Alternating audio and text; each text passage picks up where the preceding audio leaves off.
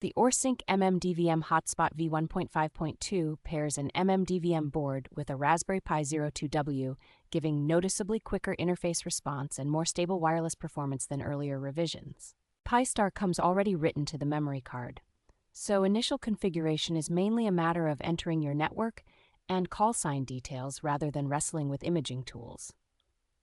In daily use, the hotspot holds a reliable link over a wide range of digital voice modes, including DMR, DSTAR, P25, C4FM, YSF, NXDN, and POCSAG, making it a very flexible node for experimentation. Powering it is simple thanks to the included micro USB cable, and it runs happily from a computer, a wall adapter, a vehicle outlet, or a portable power bank for mobile operation.